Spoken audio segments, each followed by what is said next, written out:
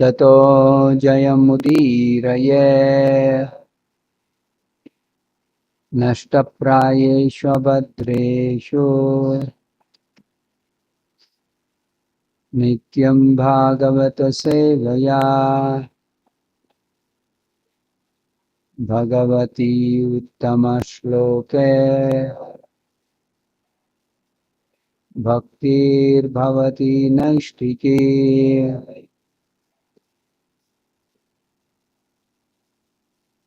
Reading from Srimad Bhagavatam, Canto 9, Chapter 18.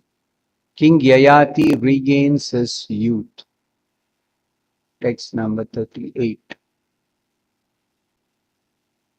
Iti labdha vyavasthana iti labdha vyavasthanaha iti labdha vyavasthanaha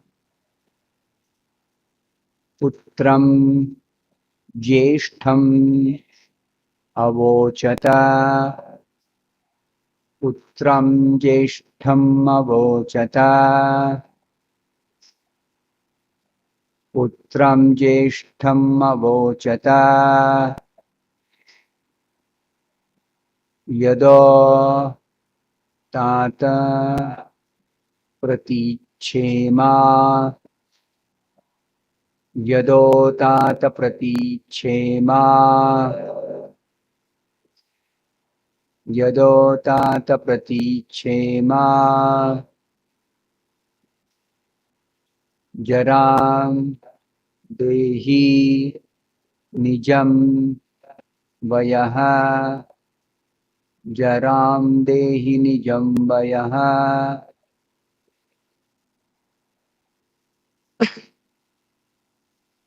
jaram dehi nijam vayaha iti labdha vyavasthanaha putram jyeshtham avochata yado tata pratichema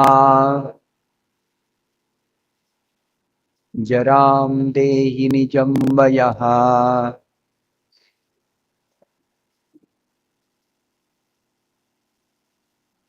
Iti labdha vyavasthanaha putram jyeshtham avochata yado tata pratichemam jaram dehi nijam vayaha. Iti labdha vyavasthanaha putram jyeshtham avochata yado tata pratichemam jaram dehi nijam vayaha. Iti labdha vyavasthanaha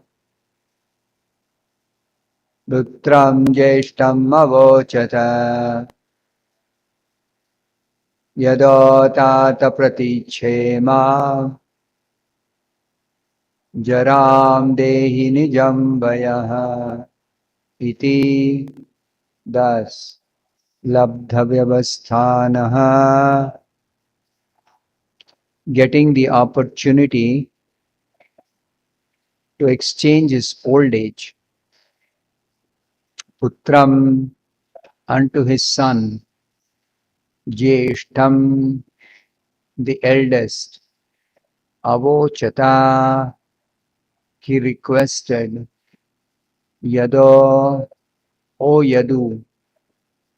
Tata, you are my beloved son. Praticha, kindly exchange. Imam, this. Jaram, invalidity.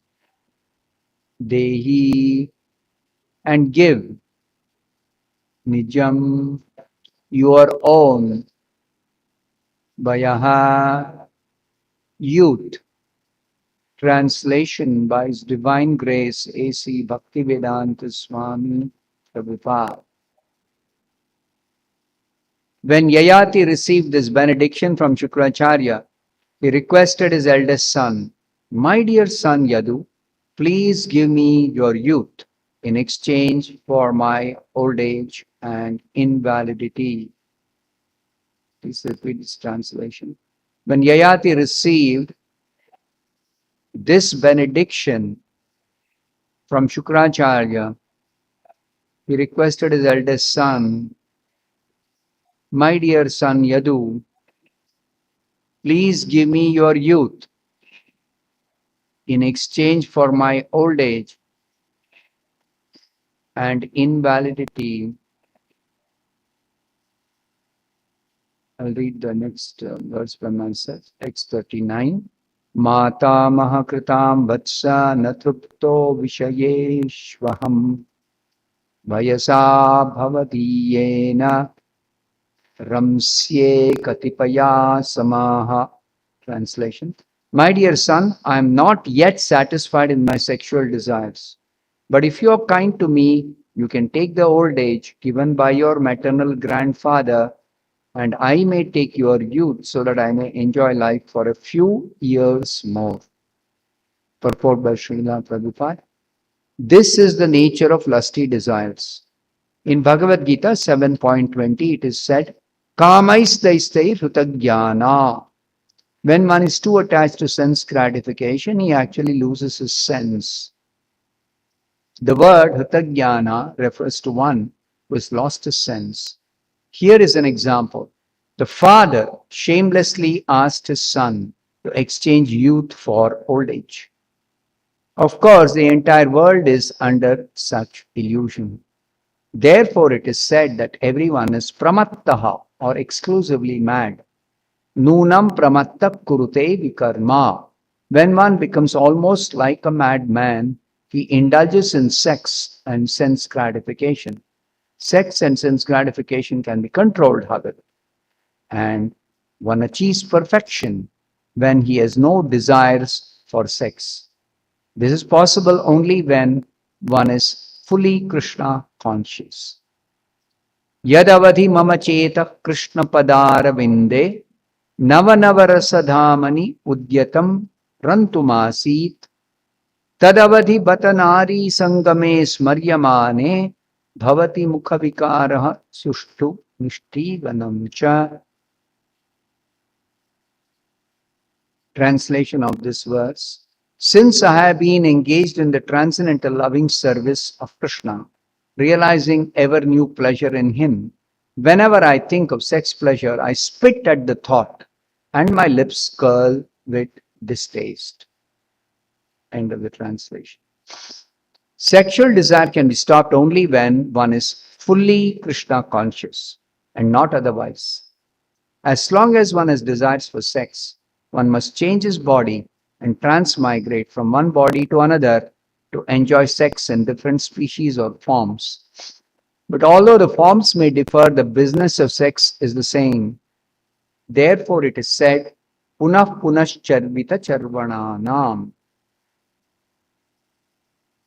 Those who are very much attached to sex transmigrate from one body to another with the same business of chewing the chewed. Those who are very much attached to sex transmigrate from one body to another with the same business of chewing the chewed, tasting sex enjoyment as a dog, sex enjoyment as a hog, sex enjoyment as a demigod, and so on. Thus ends the Bhakti Vilamata Tattva. Om Jnanatimirandasya Jnananjanashalakaya Chakshurunmilitam Yena Tasmai Shri Gurave Namaha. Nama Om Vishnupadaya Krishna Prishtaya Bhutale Srimate Bhaktivedanta Swaminiti Namine Namaste Saraswate Deve Gauravani Acharine Nirvishesha Shunyavadi Paschatya Deshatare Jai Shri Krishna Chaitanya Prabhu Nityananda Shri Advaita Gadadhara Srivasa Gaura Bhakta Vrinda Hare Krishna Krishna Krishna Hare Hare Hare Rama Rama Rama Hare Hare.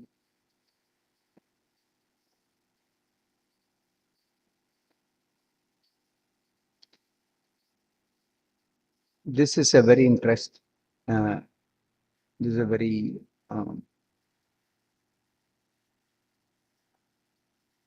illustrative and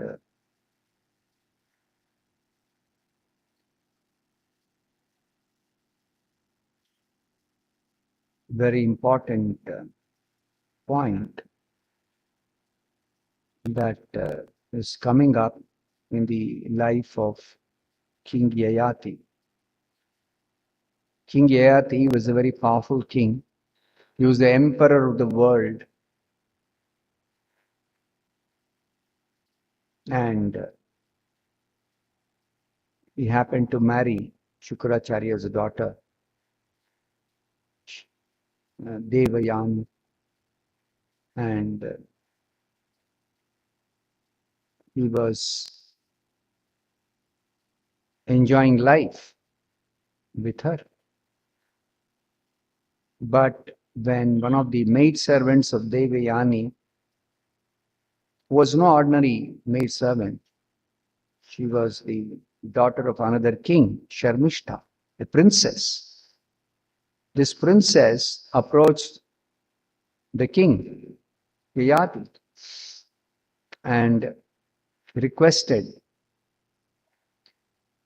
that I too desire to have a son. So Yayati was warned by Shukracharya that never indulge in sex with this Sharmishta. And Yayati had agreed for that during the time of his marriage with Devayani, Shukracharya's daughter. But when Sharmishta requested, Yayati could not resist the attraction he felt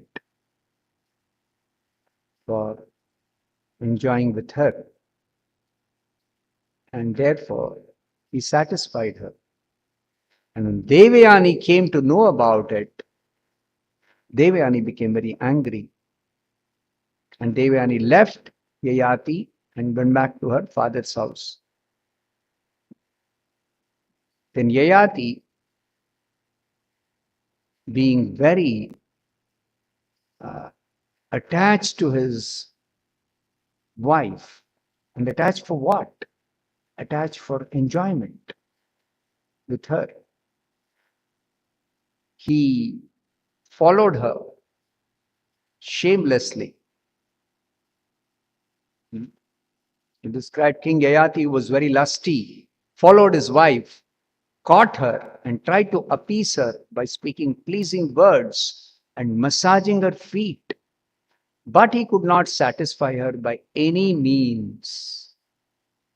Whatever method he tried to appease her, he could not. And he was so very shameless, he followed her to her father's house. Shukracharya, when he came to know about this incident, Shukracharya became very, very angry against Yayati.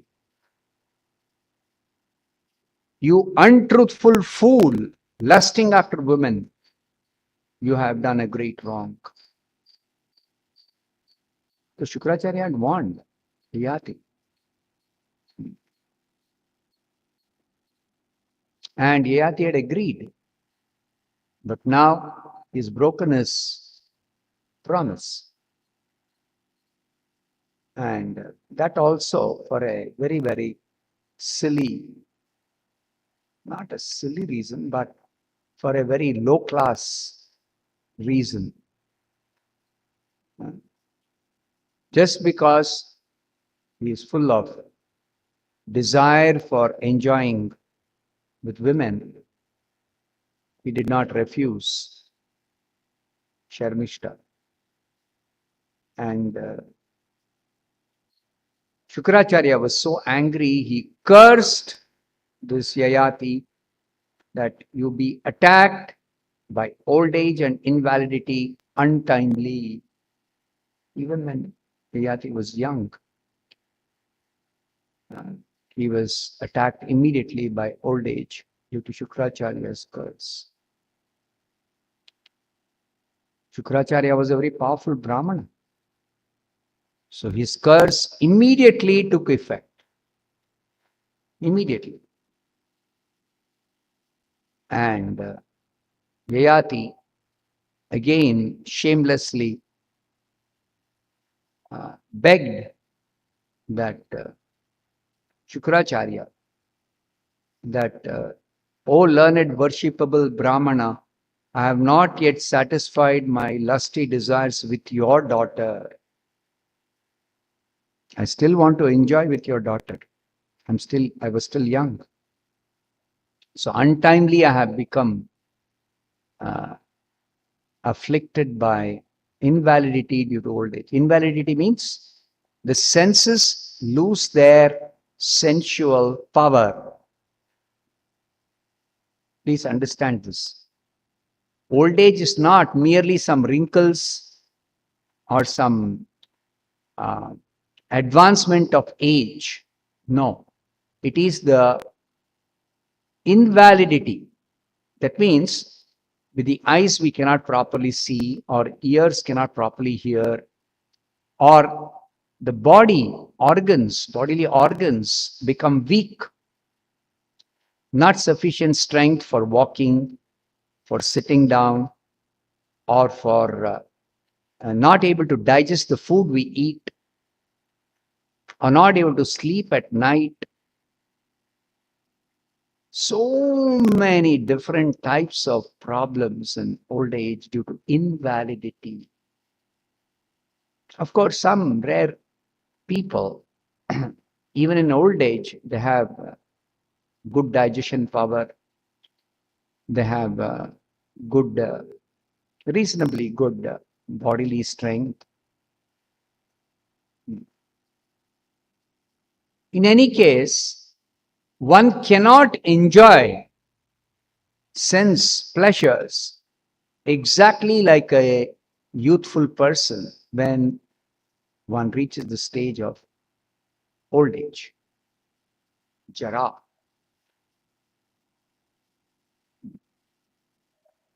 One cannot enjoy the same way. There are so many difficulties in enjoying in that way.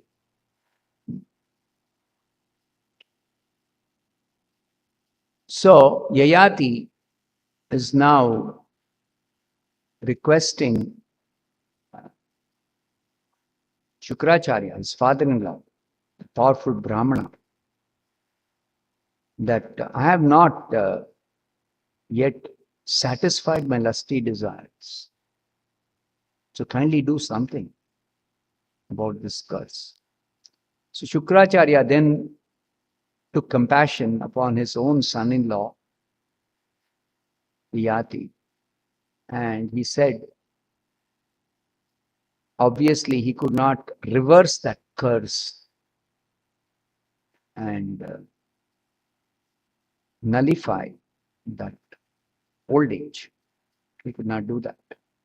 So he said, you may exchange your old age with someone who will agree to transfer his youth to you. He just, that was all that was there in his power.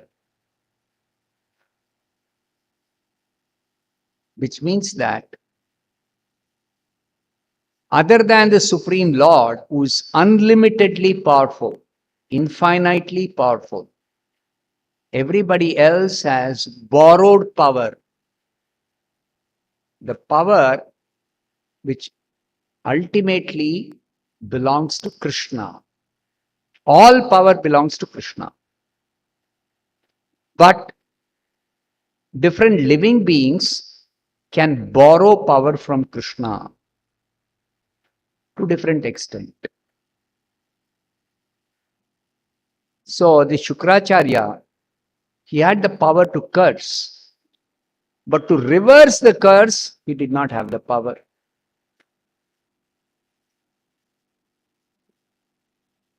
So he used whatever power he had, that you may exchange your old age for someone else's youth.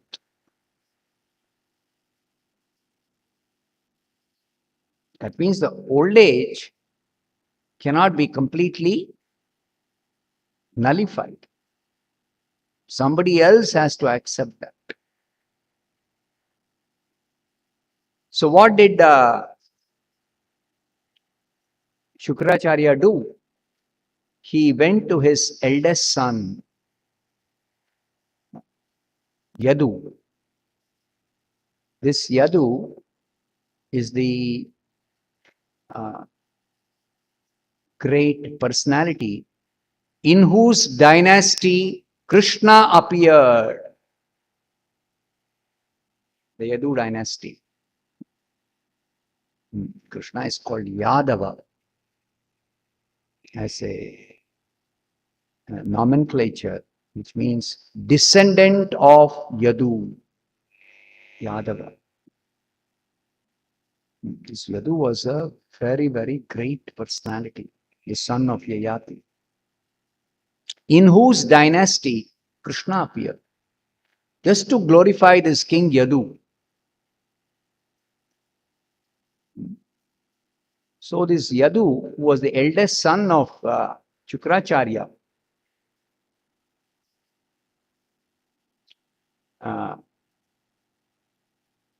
Yayati approached his eldest son and said, "Please give me your youth in exchange for my old age and invalidity."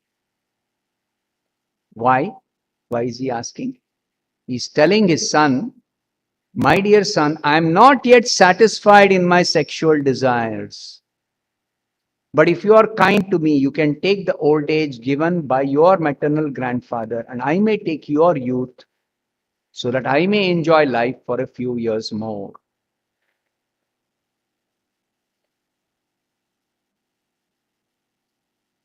So Prabhupada, in the purport, explains something very important for all of us, that lust is very, very difficult to deal with. Lust is the natural consequence of material existence. What is lust? Kama. Sanskrit word is kama. It is opposite of prema. Kama means a strong desire to enjoy one's own senses.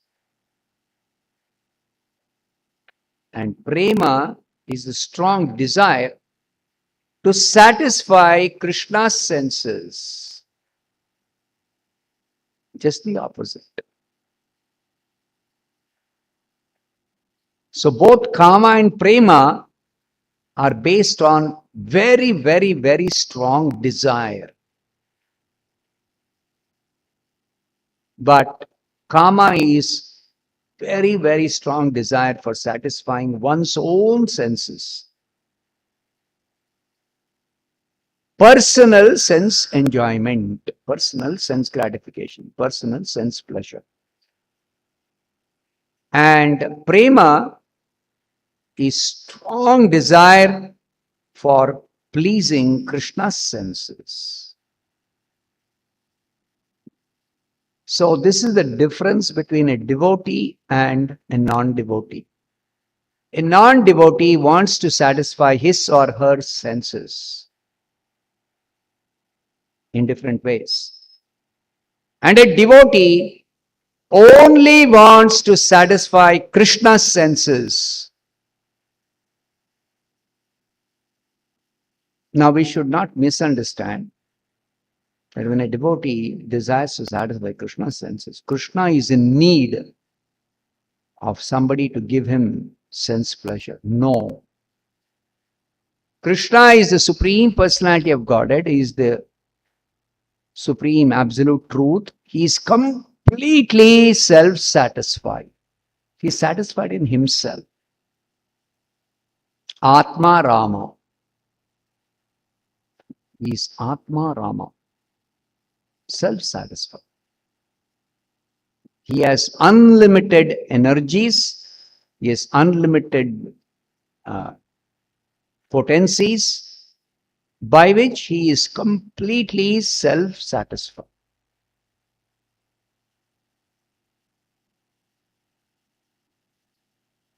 So, devotees desire to satisfy Krishna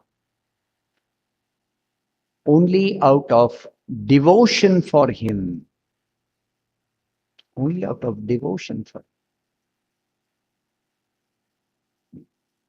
And by doing so, the devotees experience a transcendental pleasure which is otherwise never possible to be experienced by anyone. What happens when a devotee desires to please Krishna? Then Krishna reciprocates, even though Krishna is not in need of any pleasure from anybody. But Krishna reciprocates with the devotee, and Krishna gives pleasure to the devotee. Krishna gives pleasure to the devotee. And Krishna gives, what will Krishna give? He'll give unlimited pleasure. Unlimited pleasure. The devotee will experience unlimited pleasure from Krishna. So much so that the devotee becomes completely drowned in an ocean of happiness that he'll completely forget all this material nonsense. Therefore, Prabhupada says,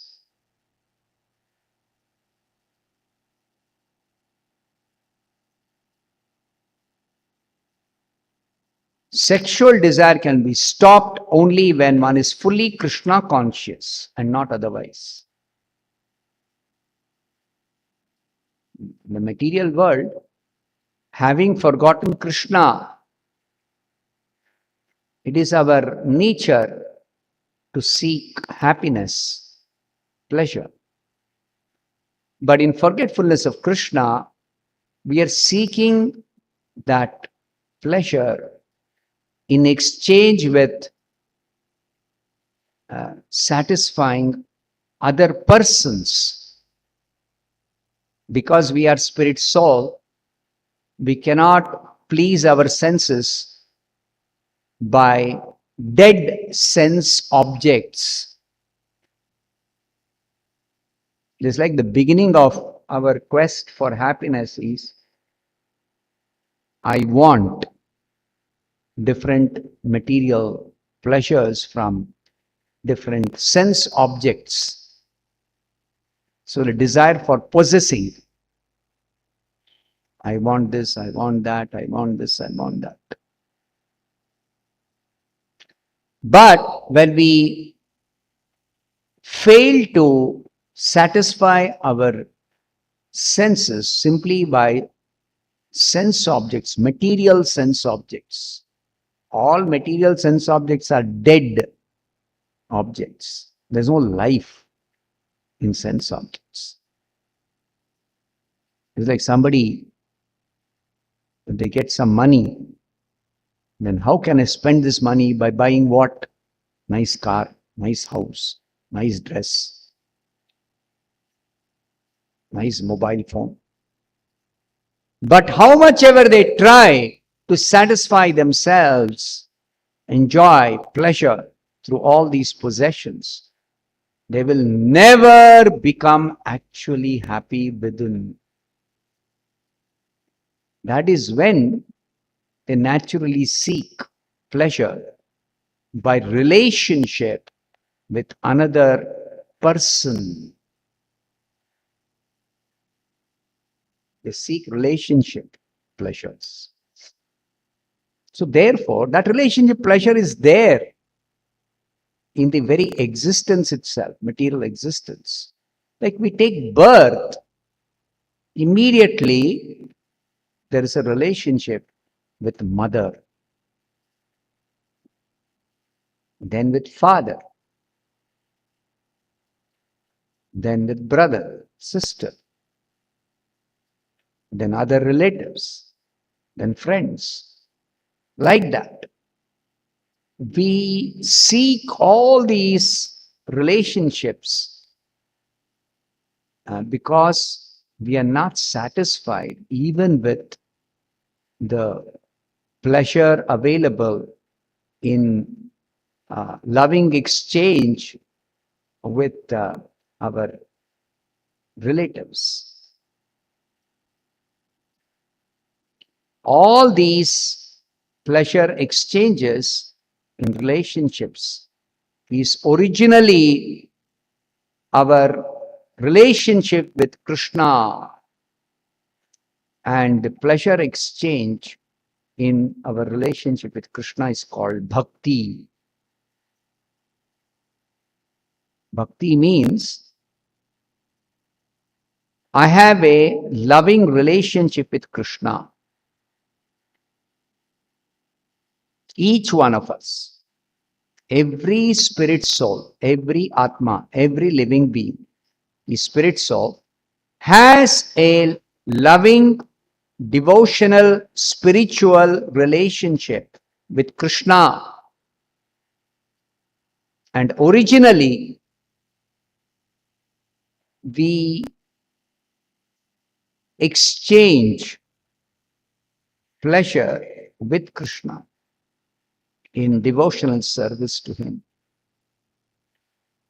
But when we turn away from Krishna, when we forget Krishna, when we desire material enjoyment, material pleasure, or pleasure in material relationship, then we can never be satisfied in that meager exchange of pleasures between any two persons of this world. Why is that? Just like a mother and a child. Mother loves the child. Mother is willing to give the child any amount of love for pleasing the child, for making the child happy. That's called love. And the child also, in exchange for whatever the mother is giving, the child also reciprocates very naturally. But neither the child is fully satisfied by the love and the pleasure offered by the mother, nor can the mother be satisfied with the love and the pleasure offered by the child. Why? That is because as spirit soul, we are seeking an ocean of happiness which only can be given to us by Krishna. And in the absence of our relationship with Krishna, not absence of relationship, while being forgetful of Krishna, temporarily separated from Krishna, when we seek the same kind of happiness, ocean of happiness in another person of this world, that person cannot give an ocean of happiness. Because that person is very limited. I am limited. Everyone else in this material world is limited.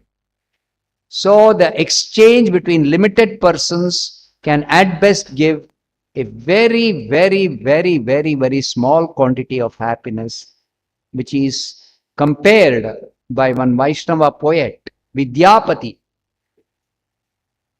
Vidyapati says that it is true that there is some little happiness in our exchange of relationships, pleasure, exchange of pleasure in our relationships with different people in this world. But he says it is like a person who is very thirsty in a desert. He's obviously looking for water. But in a desert, as you know, water is very scarce. Desert is not easy to get water. But somehow, if he gets one drop of water,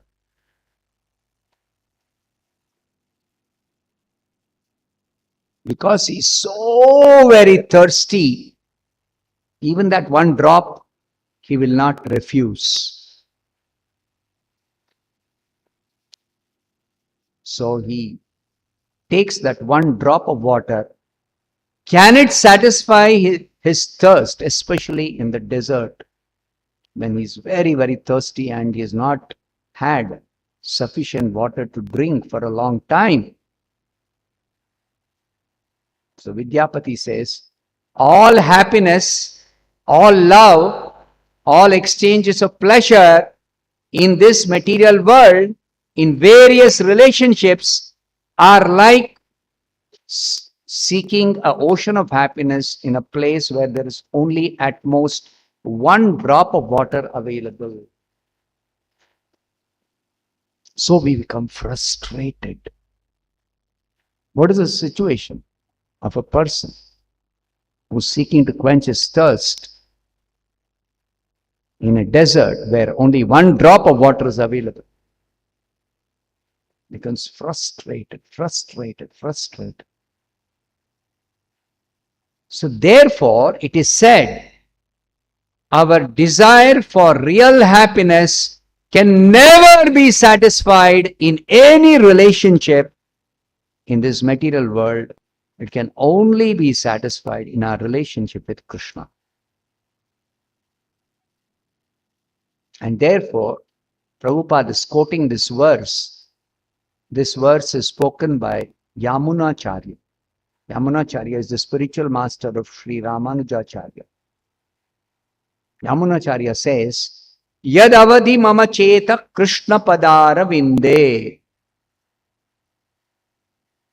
Ever since I have been engaged in transcendental loving service of Krishna, mama chetaha Krishna padara vinde. I've engaged my mind, my senses, myself in service of the lotus feet of Krishna. Nava nava rasa dhamani udyatam rantumasit. I am realizing ever new pleasure in him. Nava nava rasa. I'm experiencing ever new pleasure in him. And at that time, if somebody reminds me of the pleasure available in this material world, in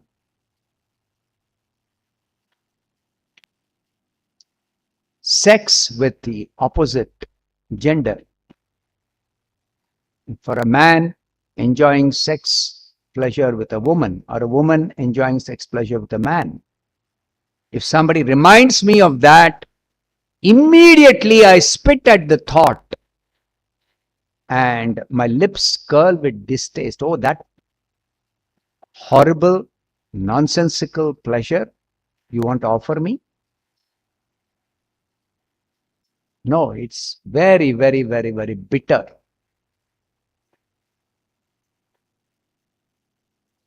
So we should understand that material happiness of any variety in the material world, for people who keep on trying to enjoy different varieties of material happiness, the highest in their estimation is sex pleasure. The highest pleasure in the material world, in the absence of pleasure available from devotional service, the highest material pleasure is sex pleasure. So that sex pleasure, in the experience of Yamunacharya,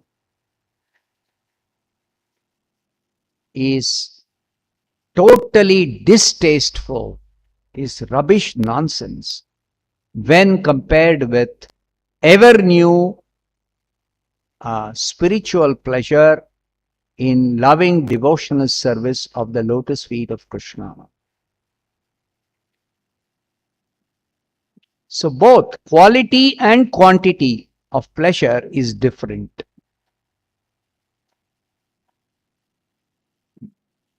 The quality is indicated by this experience. Even the very thought of sex pleasure is totally distasteful. Totally distasteful. And the quantity also of this rubbish, nonsensical pleasure, as Vidyapati says, is like one drop of some so-called happiness compared to an ocean of happiness. So wise people take to devotional service and very naturally develop attraction for Krishna. And Krishna is supremely attractive. So if we approach Krishna through the right process, the process of devotional service, sadhana bhakti, beginning with chanting Hare Krishna, Krishna Krishna, Hare Hare, Hare Rama, Rama Rama, Hare Hare, and extending through so many different methods of executing this devotional service, worshipping Krishna, having darshan of the beautiful form of Krishna, smelling the wonderful fragrant flowers offered to Krishna, tasting the wonderful prasadam offered to Krishna, hearing Krishna's wonderful pastimes, singing Krishna's glories. In this way, increase the devotional service more and more and more and more, till the point you become completely attracted by Krishna and captivated by his unlimited beauty, unlimited strength, unlimited knowledge, unlimited rasa. Akhila rasamrita sindhu. This is description of Krishna. Krishna is a ocean, unlimited ocean of rasa. Rasa means the different mellow tastes in loving relationships. So Akhila rasamrita sindhu. He is the ocean of all varieties of taste available in loving relationships.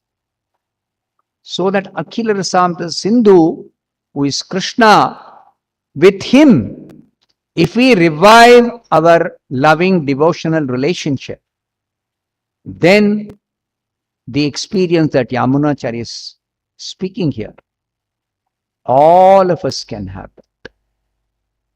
We will lose completely all attraction for any material happiness. Otherwise, sex pleasure is very, very difficult to give up. This is the experience of Yayati. He was enjoying nicely with his beautiful wife, Devayani. and he was enjoying royal happiness. He was having the wealth, the power, the position of the emperor of the world. And still he is admitting, I am not yet satisfied. I am not yet satisfied. This is the very reason why he agreed for Sharmishta's proposal. You see? So the fact is, one can never be satisfied, how much ever one tries to enjoy in different ways, in any position. Even the topmost position of the king of heaven, Indra. Indra's experience is also recorded in the Bhagavatam. In the previous verse, this chapter only, one verse, it was said that elsewhere, actually, when Indra was cursed, somebody else was officiating Indra's position as the king of heaven, and he got attracted to Indra's wife. The person who was officiating got attracted to Indra's wife, and he molested her. You see, even in the position of Indra, one is not satisfied.